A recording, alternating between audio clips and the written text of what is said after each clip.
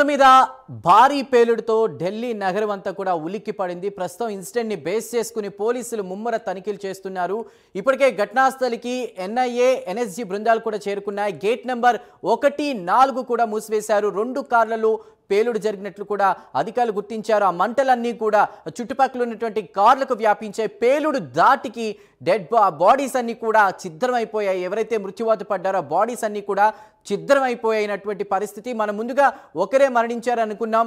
ఢిల్లీలో పేలుడు ఘటనకు సంబంధించి కూడా మృతుల సంఖ్య పెరుగుతోంది. ఇప్పటి వరకు 8 మంది మృతి చెందినట్టు తెలుస్తోంది. పలువురికి అంటే దాదాపు ఒక 15 నుంచి 24 మంది వరకు కూడా ప్రస్తుతం వాళ్ళకి గాయాలైనట్టు తెలుస్తోంది. అందులో 3 పరిస్థితి విషమంగా ఉందని చెప్తున్నారు.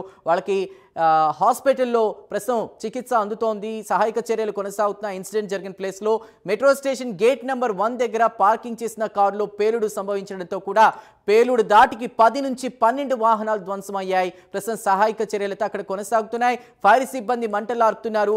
మంటలు ఆర్పక ముందు ఒకరే మృతి చెందారని అనుకున్నారు, లేదా ఇది ఒక అంటే కార్ బ్లాస్ట్ గా కూడా అనుకున్నారు. కానీ ఇది ఒక భారీ కుట్రగా కూడా అధికారులు తేల్చే ప్రయత్నంలో ఉన్నారు. ఎందుకంటే మృతుల సంఖ్య 8కి చేరింది. 24 మంది నుంచి ఆ సంఖ్య పెరుగుతూ వస్తోంది. గాయపడిన వారి సంఖ్య. ప్రస్తుతం సహాయక చర్యలు కొనసాగుతున్నాయి. దాదాపు ఇవాళ సాయంత్రం 6:55 టైంలో కూడా కారులో పేలుడు సంభవించింది. అదొక చాలా రద్దీ ప్లేస్. ఎర్రకోట దగ్గర ఉన్నటువంటి మెట్రో స్టేషన్, ఆ పరిసర ప్రాంతాలు, చాందినీ చౌక్, ఆ పరిసర ప్రాంతాలు చూసినా కూడా ఎప్పుడు రద్దీగా ఉంటుంది. ఢిల్లీ మెట్రోలో చాలా మంది ఎంప్లాయీస్ వాళ్ళు వెళుతూ వస్తూ ఉంటారు. ఆ ప్లేస్లో పార్కింగ్ ప్లేస్లో కూడా ఇన్సిడెంట్ చోటు చేసుకోవడంతో కూడా అతిపెద్ద కుట్ర జరిగినట్టుగా కూడా అధికారులు ప్రస్తుతం అనుమానిస్తున్నారు. ఆ వివరాలన్నీ కూడా తెలుస్తున్నారు. క్లూస్ టీమ్ చేరుకుంది. డాగ్ స్క్వాడ్, బాంబ్ స్క్వాడ్ వాళ్ళు కూడా అక్కడికి చేరుకుని ప్రస్తుతం ఎవరిని కూడా అక్కడికి రానివ్వడం లేదు. మీడియా అక్కడ కవర్ చేస్తూ ఆ వివరాలన్నీ కూడా మనకి తెలిపే ప్రయత్నం చేస్తూ ఉన్నారు. ఇక ఘటనా స్థలిలో ఫోరెన్సిక్ స్పెషల్ సెల్ పోలీసులు కూడా ఆధారాలు సేకరిస్తున్నటువంటి పరిస్థితి.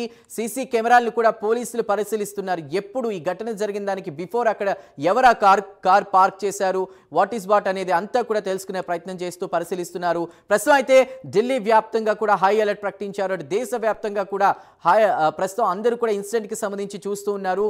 పోలీసులు అయితే ముమ్మర తనిఖీలు చేస్తున్నారు. ఘటనా స్థలికి ఎన్ఐఏ ఎన్ఎస్జీ బృందాలు కూడా చేరుకున్నాయి. గేట్ నెంబర్ 1 and 4 కూడా మూసివేశారు. 2 కార్లలో పేలుడు జరిగినట్లు కూడా అధికారులు గుర్తించారు. ఘటనపై కేంద్ర మంత్రి అమిత్ షా కూడా ఆరా తీస్తున్నట్టు తెలుస్తోంది. ఢిల్లీ పోలీసులతో ఎప్పటికప్పుడు అమిత్ షా మాట్లాడుతూ అప్డేట్స్ తెలుసుకుంటున్నారు. రైట్, ఇన్సిడెంట్ కి సంబంధించి మరిన్ని తాజా అప్డేట్స్ అందించడానికి మా అవుట్పుట్ ఎడిటర్ కిరణ్ సిద్ధంగా ఉన్నారు. కిరణ్, ఈ ఢిల్లీ ఇన్సిడెంట్ అనేది ఒక్కసారిగా నగర వ్యాప్తంగా కూడా అందరూ ఉలిక్కి పడ్డారు. భారతదేశం మొత్తం కూడా ఇప్పుడు ఢిల్లీ వైపు చూస్తోంది. అసలు ఇన్సిడెంట్ ఏం చెప్తారు?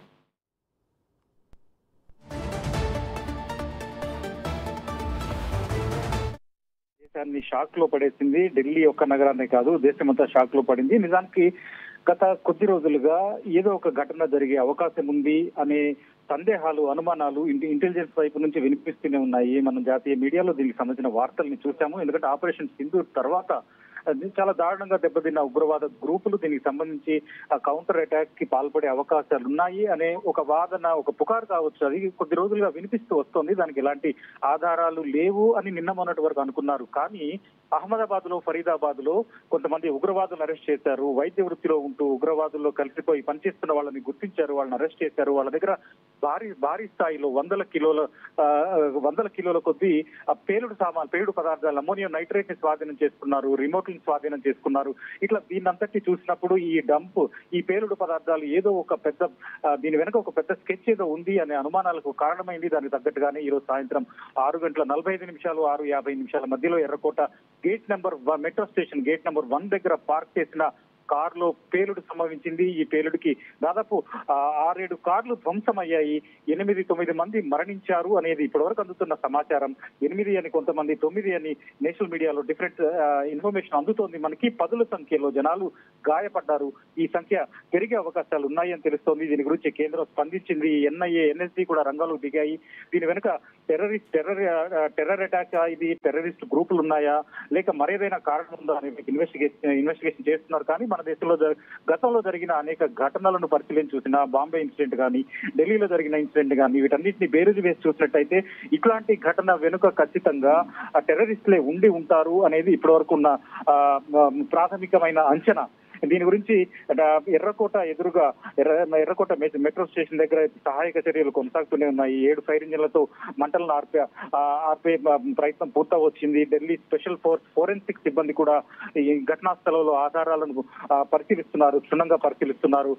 పేలుడు జరిగిన ప్రాంతాల్లో సీసీటీవీ ఫుటేజ్ ను కూడా పరిశీలిస్తున్నారు. ఇంకోవైపు కేంద్రం కూడా దీని గురించి రియాక్ట్ అయింది. దేశంలో ఢిల్లీతో పాటు బాంబే, హైదరాబాద్ ఇట్లా ప్రధాన నగరాల్లో హైలైట్ ప్రకటించింది. నగరాల్లో సెక్యూరిటీని కట్టుదిట్టం చేసింది.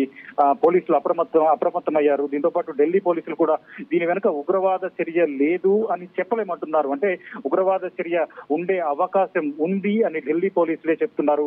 కాబట్టి దీన్ని బట్టి చూసినట్టయితే కొద్ది రోజులుగా జరుగుతున్న పరిణామాలు, ఉగ్రవాదుల అరెస్టు, వాళ్ళ నుండి పేలుడు పదార్థాలను స్వాధీనం చేసుకోవడం, దానికి కొనసాగింపుగా ఎర్రకోట దగ్గర జరిగిన ఘటన, వీటన్నిటిని పరిశీలించినట్టయితే ఇది ఎర్రకోట దగ్గర జరిగిన బ్లాస్ట్ లో ఉగ్రవాదుల హస్తం ఉండొచ్చు అనేదే మెజారిటీ వాదన.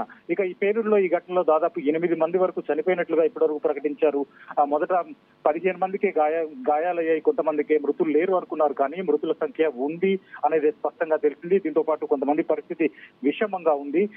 కొంతమందికి మైనర్ ఇంజురీస్ అయ్యాయని చెప్తున్నారు. లోక్ నాయక్ హాస్పిటల్లో వీరికి సంబంధించిన చికిత్స జరుగుతుంది. ఇది చందు ఇక్కడున్న సిచ్యువేషన్. అంటే ఢిల్లీలో బాంబ్ బ్లాస్ట్తో ప్రస్తుతం పాత బస్తీలు, హైదరాబాద్ పాత బస్తీలు కూడా తనిఖీలు చేస్తున్నారు. రద్దీగా ఉన్న ప్లేసెస్లో పోలీసు అధికారులు తనిఖీలు చేస్తూ ఏదైనా అనుమానాస్పదంగా ఎవరైనా కనిపిస్తే డయల్ 100కి కాల్ చేయాలని సజ్జనార్ చెప్పినట్టు ఇటు ముంబై ప్రధాన నగరాలన్నీ కూడా హై అలర్ట్ ప్రకటించినట్టు తెలుస్తుంది ఢిల్లీతో పాటు. సో మార్నింగ్ నుంచి చూసుకున్నా మనం ఒక స్టోరీ కూడా చూస్తాం. అంటే హైదరాబాద్కి చెందినటువంటి వ్యక్తి ఇటు రాజస్థాన్, పాకిస్తాన్ ఆ సరిహద్దు ప్లేసెస్లో కూడా ఒక రైజిన్ అనేటువంటి ఒక లిక్విడ్ని తయారు చేశారు. గాలి ద్వారా, ఆహారం ద్వారా కూడా కొంతమందిని టార్గెట్ చేసి చంపే ప్రయత్నం చేస్తున్నారు. అంటే ఓవరాల్గా ఇన్సిడెంట్ చూసినప్పుడు ప్రస్తుతం హైదరాబాద్లో కూడా ఆ తనిఖీలు అవి కొనసాగుతున్నాయి. దానికి సంబంధించి మీరు ఏమంటారు? చందు, పాత బస్తీ అనేది అంటే మన దేశంలో ఎక్కడ ఎలాంటి టెర్రర్ అటాక్ జరిగినా కూడా దాని మూలాలు హైదరాబాద్ లో, అంటే హైదరాబాద్ కు సంబంధించి ఏదో ఒక కోణం అనేది తరచూ బయటపడుతూనే ఉంది. అదే సమయంలో దేశంలో ఉన్న కొన్ని సమస్యాత్మక లేదా సున్నితమైన ప్రాంతాల్లో హైదరాబాద్ పాత బస్తీ కూడా వస్తుంది. కాబట్టి హైదరాబాద్ లో ఇట్లా తనిఖీలు చేయడం అనేది తప్పనిసరి అంశంగా మారుతుంది పోలీస్ సిబ్బందికి. ఇక మీరు చెప్పినట్టు అహ్మదాబాద్, ఫరీదాబాద్ లో ఉగ్రవాదుల్ని పట్టుకోవటము, వాళ్ళ దగ్గర ఒక విష రసాయనాన్ని గుర్తించటము, దానిని ఒకటి కెమికల్ గా ఆహార పదార్థాల్లో కలపటము లేదా దాన్ని గ్యాస్ గా మార్చి జనాల మధ్య వదిలి పబ్లిక్ ని చంపడానికి ప్రయత్నాలు చేయడానికి, మాస్ కిల్లింగ్ కి పాల్పడే అవకాశాలు కూడా ఉన్నాయి అనే దాన్ని గుజరాత్ పోలీసులు గుర్తించారు. సో ఈ 2 పరిణామాల తర్వాత, అంటే ఒకటి పెద్ద ఎత్తున పేలుడు పదార్థాలను గుర్తించటము, 2 రైజిన్ లాంటి పదార్థాన్ని గుర్తించి ఇట్లాంటి విష రసాయనంతో మాస్ కిల్లింగ్ కి పాల్పడే అవకాశాలను గుర్తించిన తర్వాత ఏదో పెద్ద కుట్ర జరుగుతోంది అనే సందేహాలు కనిపించాయి.